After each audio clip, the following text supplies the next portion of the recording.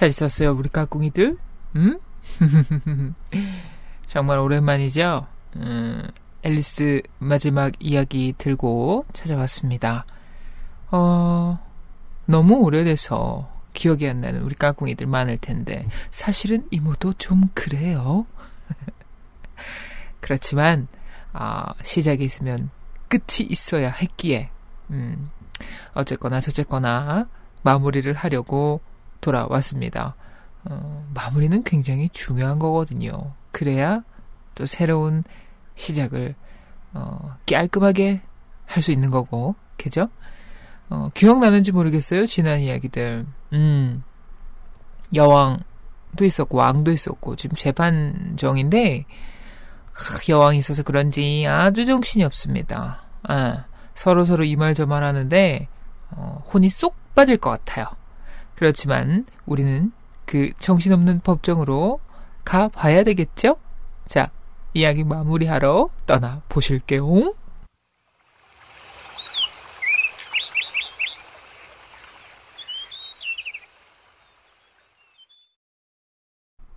따라가서 저자의 목을 베라. 여왕이 법원 직원에게 명령했습니다. 그러나 모자 장수는 이미 사라져버렸습니다. 저기 다음 증인을 불러라. 왕의 명령에 공작 부인의 요리사가 들어왔습니다. 손에 후춧가루통을 들고 있어서 기다리는 동안 문 옆에 있던 사람들은 재채기를 했습니다. 증언하라. 싫습니다. 왕이 초조한 표정으로 흰토끼를 바라보았습니다. 재판장님, 증인에게 반대 신문을 하시는 게 좋겠습니다. 그래. 그럼 그렇게 하지. 왕은 기분이 안 좋은 듯 요리사에게 낮은 목소리로 말했습니다. 저기 파이는 뭘로 만드느냐? 주로 후추로 만듭니다. 요리사가 말했습니다. 밀가루인데. 요리사 뒤에서 누군가가 졸린 목소리로 말했습니다. 그러자 여왕이 날카롭게 소리쳤습니다. 겨울 잠쥐를 잡아라. 당장 죽여. 법정에서 내쫓아버려. 자루에 쳐넣어. 꼬집고 수염도 확 다 뽑아버리라고. 법정 안은 겨울 잠쥐를 내쫓느라 한바탕 소동이 일어났습니다. 모두들 제자리로 돌아오니 요리사는 도망친 뒤였습니다. 신경 쓸 거 없다. 다른 증인을 부르라. 앨리스는 다음 증인이 누군지 궁금했습니다. 그래서 명단을 훑어보고 있는 흰토끼를 바라보았습니다. 아직 별다른 증거를 못 찾았나 보네. 앨리스가 중얼거렸습니다. 그때 흰토끼가 높고 날카로운 목소리로 증인을 불렀습니다. 앨리스! 앨리스는 깜짝 놀랐습니다. 네! 앨리스는 너무 당황해서 자기가 얼마나 커졌는지도 모르고 허겁지겁 일어섰습니다. 그 바람에 치마가 배심원색에 걸려 배심원들이 꼬꾸라지며 바닥에 처박혔습니다. 그 모습을 보니 지난주에 실수로 금붕어 어항을 엎은 생각이 났습니다. 어머, 어떡해. 어머, 정말 미안해요. 앨리스는 급히 배심원들을 집어 올렸습니다. 그러지 않으면 금붕어처럼 전부 죽어버릴 것 같았습니다. 이 배심원들이 모두 제자리에 앉을 때까지 재판을 중지한다. 왕이 앨리스를 뚫어져라 바라보며 엄하게 말했습니다. 그런데 도마뱀 빌이 자리에 거꾸로 박혀 꼬리를 퍼덕거리고 있었습니다. 앨리스는 자기가 너무 서두르는 바람에 생긴 일이라고 생각하며 바로 앉혀주었습니다. 그러는 동안 배심원들은 어느 정도 정신을 차리고 석판에 이것저것 사건에 대해 적기 시작했습니다. 도마뱀 빌만 아직도 정신을 못 차리고 천장을 바라보고 있었습니다. 이 일에 대해 알고 있는 게 뭐지? 아무것도 모르는데요. 왕의 질문에 앨리스가 대답했습니다. 뭐? 하나도 모른다. 아하, 이건 아주 중요한 얘기다. 배심원들은 왕이 하는 말을 적기 시작했습니다. 그런데 흰토끼가 끼어들었습니다. 그건 별로 중요하지 않다는 말씀이죠, 폐하? 말투는 공손했지만 얼굴은 찡그리고 있었습니다. 그래. 물론 중요하지 않다는 말이었다. 왕이 허겁지겁 대꾸하고는 자신의 대답이 맞는지 혼자 중얼거렸습니다. 중요하지 않다. 중요하다. 중요하지 않다. 배심원석 가까이에 있던 앨리스가 보니 어떤 배심원은 중요하다로 적고 어떤 배심원은 중요하지 않다로 적었습니다. 왕도 수첩에 뭔가 바쁘게 적더니 갑자기 조용하고 소리쳤습니다.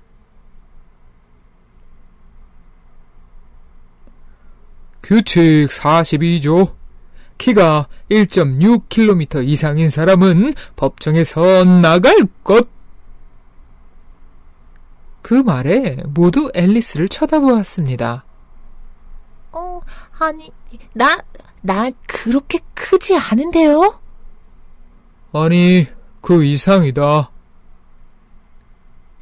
맞아요. 3km도 넘을 거예요. 여왕이 왕의 말을 거들었습니다. 아무튼 나는 안 나가요. 게다가 그런 규칙이 어딨어요? 방금 만들어 놓고서. 앨리스가 말했습니다. 이 수첩에서 가장 오래된 규칙이다. 그러면 1조여야 하지 않나요? 앨리스의 말에 왕은 얼굴이 창백하게 질려 허둥대며 수첩을 덮었습니다. 그리고 배심원들은 판결을 내려라 하고 떨리는 목소리로 나지막하게 말했습니다. 그러자 토끼가 급히 일어나 말했습니다. 폐하, 증거가 더 있습니다. 여기 이 종이를 주었습니다. 그래? 뭐라고 적혀 있나? 여왕이 물었습니다. 죄인 하트잭이 쓴 것 같습니다만. 하며 토끼가 종이를 폈습니다. 시 한 편이 적혀 있습니다. 죄인이 다른 사람 글씨를 흉내낸 게 틀림없다. 왕이 말했습니다. 하트잭은 억울한 듯 물었습니다. 폐하, 그 글을 제가 썼다는 증거가 어디 있습니까? 아이고, 끝에 서명도 없지 않습니까? 서명이 없다면 너에게도 불리해. 정직하다면 떳떳이 서명을 했을 거야. 왕의 말이 재치 있다고 생각했는지 여기저기서 박수가 터졌습니다. 그런 일은 처음이었습니다. 그러니까 유죄로구만. 여왕이 말했습니다. 저기요, 그건 증거가 안 돼요. 뭐라고 쓰여 있는지도 아직 모르잖아요. 앨리스가 대들었습니다. 내용을 읽어보라. 어디부터 읽을까요? 처음부터 시작해서 끝날 때까지 계속 읽다가 멈춰라. 흰토끼는 시를 읽기 시작했습니다. 사람들이 말하길 그녀는 나를 좋아하면서 내가 수영을 할 줄 모른다고 말했지. 나는 그녀에게 1개를 주었는데 그들은 그에게 2개를, 그리고 너는 우리에게 3개 이상을 주었지. 내가 보기에 넌 그녀가 이렇게 화를 내기 전 그와 우리와 그것을 가로막는 장애물이었어. 이제까지 들은 것 중 가장 중요한 증거다. 자, 이제 배심원들에게. 왕이 손을 비비며 말했습니다. 앨리스는 어이없다는 듯 소리쳤습니다. 아무 뜻도 없어 보이지만 시가 무슨 뜻인지 설명하면 6펜스를 줄게요. 배심원들은 앨리스가 한 말을 석판에 적었습니다. 왕은 종이를 무릎에 펼치고 한쪽 눈으로 들여다보고 있었습니다. 아무래도 무슨 뜻이 있는 게 분명해. 내가 수영을 할 줄 모른다고 말했지라. 죄인은 수영 못하지. 그렇지. 왕이 제게게 물었습니다. 제가 종이로 만들어졌는데 수영을 할 수 있겠습니까? 잭이 슬프게 고개를 저으며 말했습니다. 그렇다면 나는 그녀에게 하나를 주었고 그들은 그에게 2개를 주었다. 이게 바로 파이를 말하는 얘기야. 그치? 그리고 여기 이 내용 말이야. 그녀가 화를 내기 전에는 그러면서 왕은 여왕을 보았습니다. 당신은 화를 절대로 안 내지 않소? 그 말에 여왕은 화난 얼굴로 도마뱀 빌에게 잉크병을 확 집어던졌습니다. 그러고는 태연하게 말했습니다. 절대로 안 내죠. 그럼 이 구절도 당신한테는 안 어울리고. 왕은 웃음 띤 얼굴로 법정 안을 둘러보았습니다. 모두들 쥐죽은 듯 아무 말도 하지 못했습니다. 이거 순 말장난이로구만. 왕이 은근슬쩍 화난 목소리로 말하자 그제야 모두 웃음을 터뜨렸습니다. 그럼 이제 배심원들은 판결을 내리시오.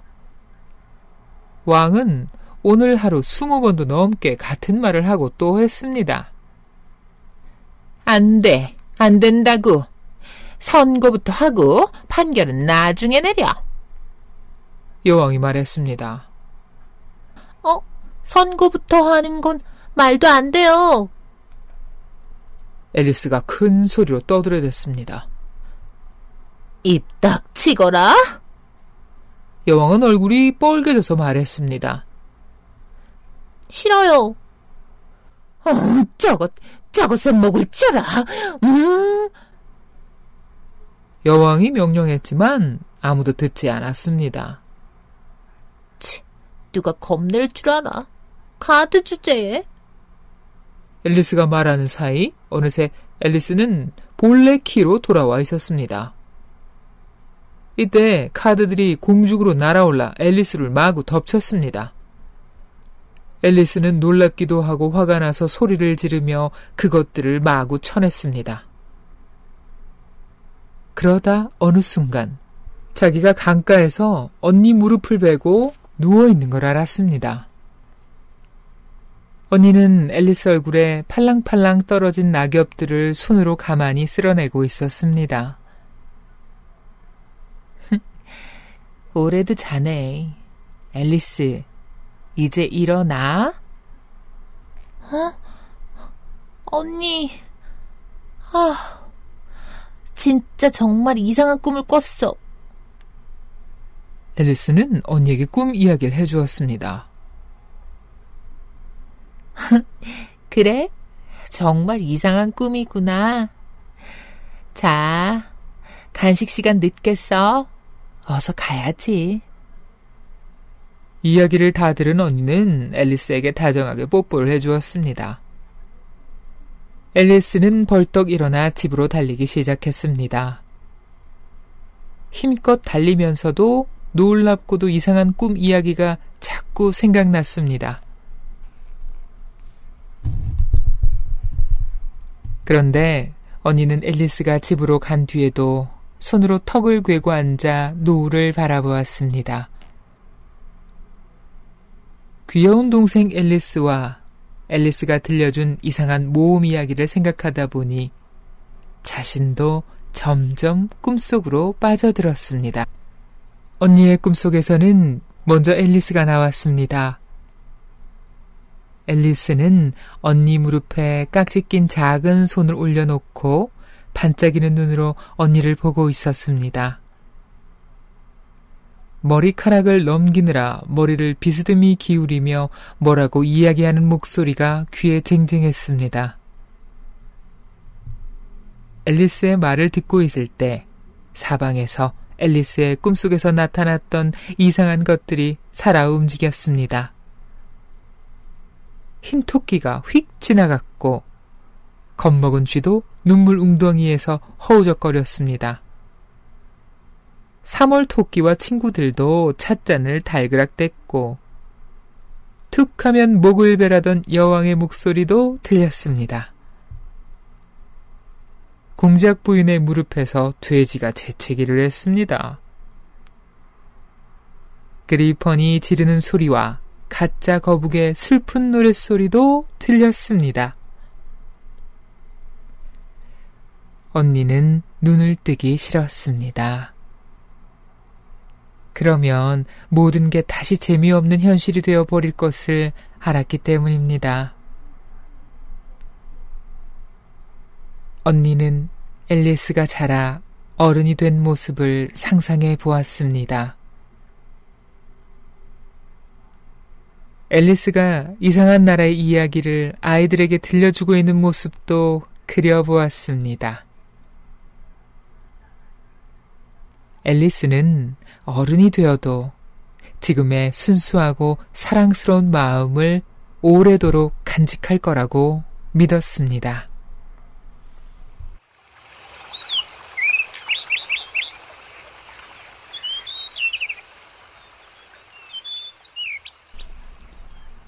네, 낭독이 모두 끝이 났습니다. 마무리 했네요. 어쨌든 그 꿈속에서 있었던 일이었어요. 그죠? 결국은 루이스 캐럴 이 작가는 어린 시절부터 호기심, 손재주 많았다 그래요. 그리고 수수께끼 같은 말장난, 또 새로운 게임 이런 것들을 만들어내는 걸 좋아했고 인형극, 마술하는 거 이런 것도 정말 좋아했다 그래요. 근데 이 좋아하는 것들이 이상한 나라에 나오는 모든 등장인물들과 좀 겹치는 면이 있죠? 좋아하는 것들이 책에 다 녹아 있었던 것 같아요. 우리 까꿍이들은 어떤 꿈을 주로 꾸는지 궁금하기도 하네요. 이모는 예전에 어렸을 때 하늘에서 떨어지는 꿈을 많이 꿨었어요. 처음에는 이렇게 막 날아다니는 힘이 생겨가지고 하늘을 그냥 슝슝 이 나라에서 저 나라까지 슝슝 날아다니다가 갑자기 어느 순간 내 날아다니는 능력이 뚝 하고 꺼져버리는 거죠. 스위치가 이렇게 오프되면서 나의 능력이 사라지고 내가 하늘에서부터 뚝 떨어지는 그런 꿈들을 참 많이 꿨습니다. 그래서 이모가 키가 좀 큰 편이에요. 어디서 떨어지는 꿈을 많이 꾸면 키가 큰다 그러네요. 우리 까꿍이들도 하늘에서 떨어지거나 어디 높은 데서 떨어지는 꿈을 꾸면 하고 괴로워하지 말고 내가 키가 크려나? 그렇게 생각하면 될 것 같아요. 자, 어쨌거나 저쨌거나 이모는 앨리스 이걸로 마무리 짓고요. 새로운 이야기로 다시 돌아올게요. 그때까지 우리 까꿍이들 건강하게 다시 만나도록 해요. 처음 주니어에서 나온 9살에 읽는 이상한 날의 앨리스 중에서 읽어드렸습니다. 이모는 여기까지입니다. 안녕.